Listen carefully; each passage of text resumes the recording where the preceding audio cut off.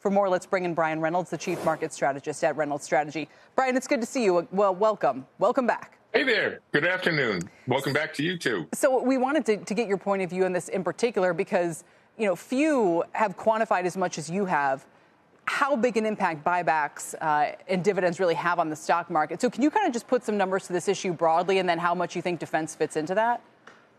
Sure. Buybacks have been the biggest driver of stock prices since the pandemic hit. Retail has started to catch up, but institutions have been big sellers.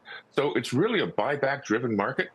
And if the government wants to stop buybacks, they can try. The last president put on a buyback tax.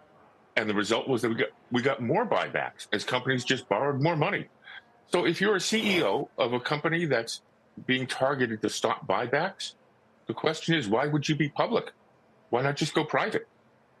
Interesting. So they might say, oh, if you're just aiming, I don't know if Lockheed would go private. Why not?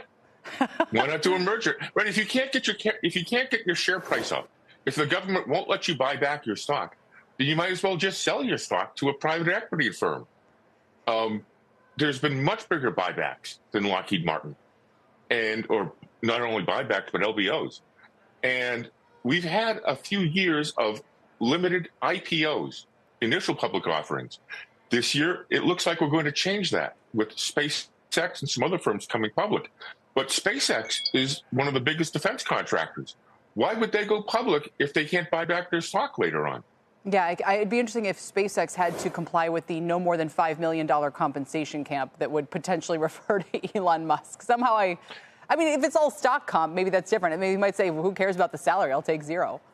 Well, the president and the CEO of that firm don't get along right now, so who knows?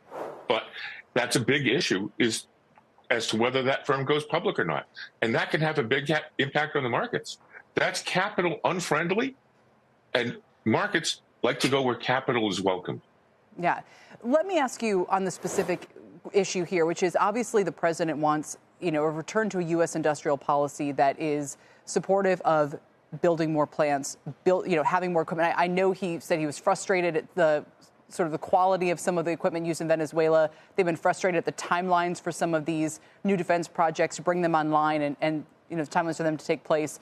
There have been issues with kind of the reliability of certain parts of the jet fleet, all of those kinds of things, right, Brian? So, the president might say, well, I don't like the way that capital is being allocated here. I don't like where investors are pushing these companies to do buybacks or you could argue dividends or what have you. I want that, this is a different animal. Like, this is important to national security. And I want those funds deployed to make sure that we have the best cutting edge, the quickest, the fastest, production lines and all the rest of it. That would seem to supersede the traditional argument about capital allocation, right? No, because if you're not satisfied with the product, the thing not to do, is to make it more unfriendly to investors. You want to make it more friendly to investors. You want to make capital welcome instead of being unwelcome.